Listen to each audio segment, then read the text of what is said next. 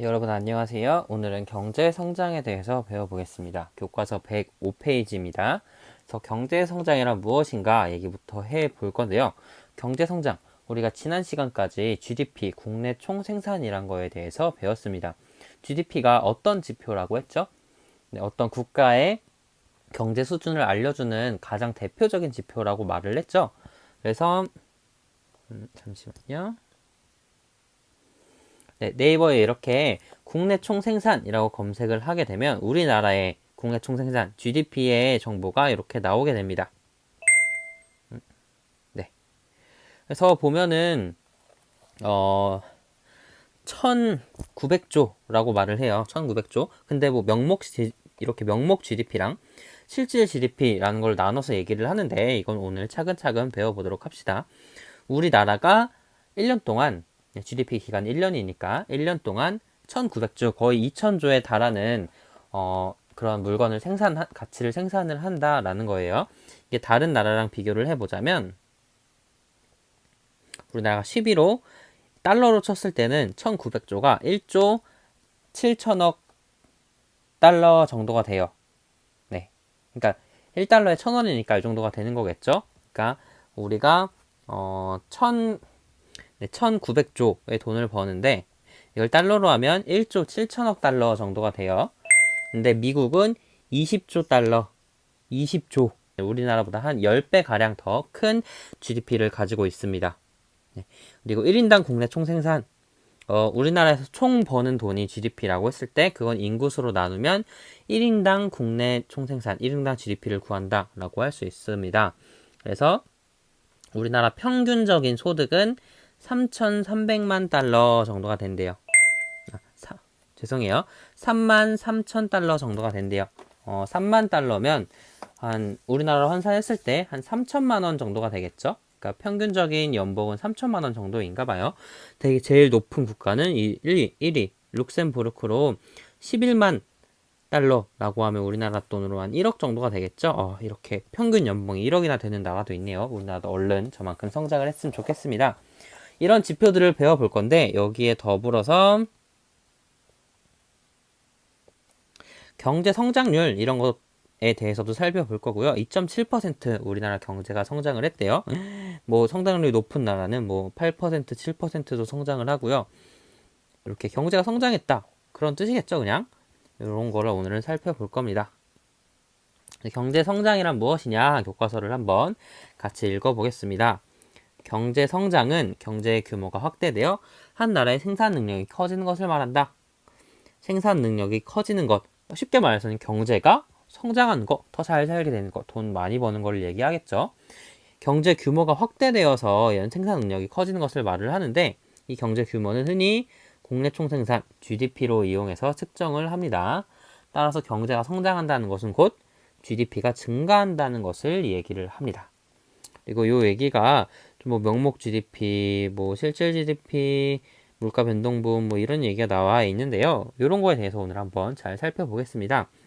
일단 성장률이라 하면 성장률 같은 말로 상승률이 될 수 있을 텐데 어떻게 구하냐를 한번 생각을 해볼게요. 성장률이 이런 공식인데 전년도 GDP 분의 금년도 GDP 빼기 전년도 GDP 곱하기 100인데요. 여러분 퍼센트 구하는 거 이런 상승률 구하는 거 수학에서 해봤을 것 같은데 한번 그냥 예시를 들어서 한번 해볼게요. 이 경제 성장률이랑 마찬가지로 한번 선생님의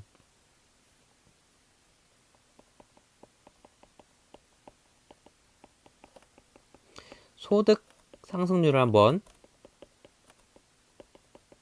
소득 상승률, 소득 증가율, 소득 성장률을 한번 구해 보겠습니다. 만약에 8월 월급이 200만 원이었다고 생각을 해봅시다. 근데 9월에는 갑자기 월급이 상승을 해서 300만 원이 되었어요. 그럼 월급은 얼마나 증가를 했을까? 이 퍼센트를 구하는 게 이런 공식으로 쓸 수 있는데 8월에 기준이 되는 금액은 200만 원이었어요. 200만 원이 이번 달에는 300만 원으로 증가를 했고 여기서 200을 빼주면 총 100만 원이 증가했다라는 게 나오겠죠. 근데 200만 원에서 100만 원이 증가했으니까 이걸 퍼센트로 구하면 이렇게 되겠죠. 그러면 약분되고 2분의 100 바로 50%가 이 상승률이 될 겁니다. 200만 원에서 300만 원으로 선생님 월급이 증가를 한다면 이 월급의 상승률은 50%가 될 거예요. 네, 이렇게 퍼센트, 상승률 퍼센트 구하는 방법 어렵지 않죠? 네, 이런 식으로 상승률을 구할 수 있는데 GDP도 똑같아요. 경제 성장률, 경제 수준의 성장을 구할 때 이 경제 수준을 GDP가 나타내 준다라고 하면 작년도의 GDP 분의 늘어난 올해의 GDP 빼기 작년도의 GDP 그리고 곱하기 100을 하면 경제 성장률을 구할 수 있는 겁니다. 아까 우리나라가 2.7% 정도가 됐죠? 그러면 100을 기준으로 2.7만큼 우리나라 경제가 성장했다라고 얘기를 할 수 있는 겁니다. 근데 구할 때 그냥 GDP가 아니라 실질 국내 총생산, 실질 GDP다라고 하는 건 무엇일까? 왜 명목 GDP와 실질 GDP를 나눠서 이야기를 할까 한번 알아보겠습니다. 설명은 좀 복잡하게 나와 있는데요. 해당 연도의 가격을 적용하여 측정한 국내 총생산, 실질 국내 총생산은 기준 연도의 가격을 적용하여 측정한 국내 총생산이라고 말을 하고 있습니다. 이게 해당 연도랑 기준 연도라는 말을 왜 하냐? 한번 한 가지 생각을 해볼게요. 어떤 나라에서는 이 스마트폰만 생산을 하는데 이런 남은 나라에서는 이 스마트폰을 한 대에 100만 원짜리를 10대를 생산을 했어요. 그러면 GDP가 얼마예요? GDP는 가격 곱하기 수량으로 구할 수 있겠죠? 생산물의 가치니까. 그러면 GDP는 100만 곱하기 10 그러면 1000만 원이 GDP가 될 겁니다. 근데 2020년도에 만약에 똑같이 가격이 100만 원인 핸드폰을 이번엔 20대를 생산을 했다. 그러면 총 100 곱하기 20 2천만 원. 그래서 이 GDP가 2배를 상승했다. 그러면 경제가 2배만큼 상승했다. 100% 상승할 수 있겠죠? 이 1000분의 2000 마이너스 1000 곱하기 100 하면은 100% 경제가 엄청나게 성장했다 라고 계산을 할 수 있을 겁니다. 근데 이런 경우 말고 이런 식으로 핸드폰을 10대 생산하다가 이렇게 10대 생산하다가 20대를 생산을 하면 당연히 경제가 핸드폰을 2배나 더 많이 만들 수 있게 성장했구나 라고 생각을 할 수 있겠죠. 근데 이런 경우가 아니라 이렇게 생각을 해봅시다. 핸드폰이 이제 작년처럼 100만 원이 아니라 200만 원으로 가격이 상승을 하게 된 거예요. 근데 핸드폰은 똑같이 10대를 생산을 할 수 있습니다. 그럼 GDP가 얼마예요? 200 곱하기 100 2천만 원이죠. 그럼 아까랑 똑같이 경제 성장률이 100%다 얘기할 수 있을까요? 핸드폰 가격이 2배 증가했다. 그럼 핸드폰을 만드는 우리나라에서는 좋은 일이겠지만 과연 핸드폰 가격만 올랐을까요? 만약에 세계의 전체적인 나라의 전체적인 물가가 이렇게 100에서 200만 원이 된 것처럼 물가가 2배 올랐다. 그럼 아무리 핸드폰을 비싸게 팔아서 돈을 많이 벌어도 내가 쓰는 모든 물건의 값이 올랐기 때문에 물가가 오른다면 이건 소용이 없겠죠? 난 그냥 똑같이 핸드폰 10대만큼을 우리나라에서 만든 거예요. 남은 나라에서는. 그러면 경제가 성장했다라고 과연 단언할 수 있을까요? 그냥 물가가 올랐기 때문에 GDP가 증가했다라고 생각을 할 수도 있을 겁니다. 이런 이유 때문에 요 가격에 대한 이런 변화를 배제하기 위해서 실질 GDP라는 이야기를 하는 거예요. 한번 생각을 해볼게요. 이렇게 2020년도에 GDP를 구할 때 그 해의 가격 200만 원을 가지고 그대로 GDP를 계산해서 2천만 원의 GDP를 구한다 라고 하면 이거를 밑이라 잘 안 보일 것 같네요.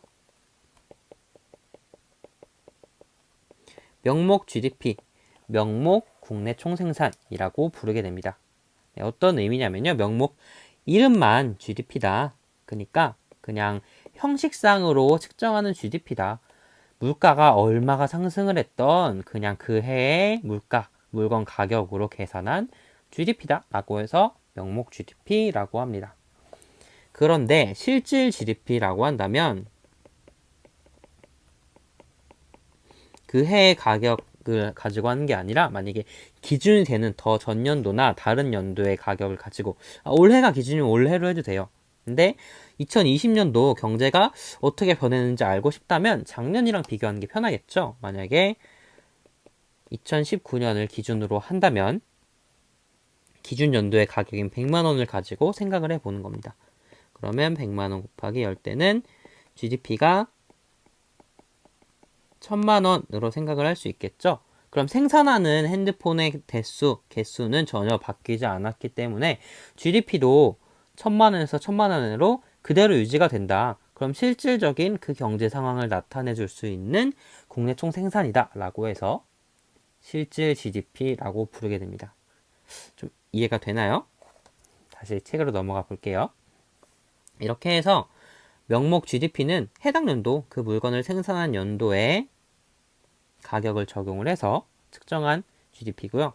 실질 국내 총생산은 비교하고 싶은 기준 연도의 가격을 적용을 해서 측정한 국내 총생산입니다.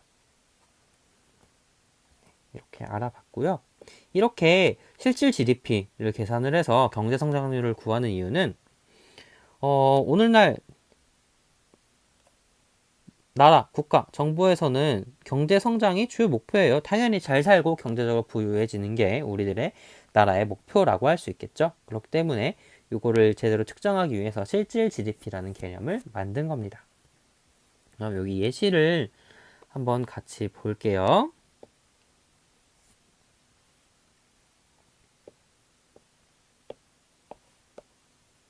네, 이런 식으로 문제가 나오는데요.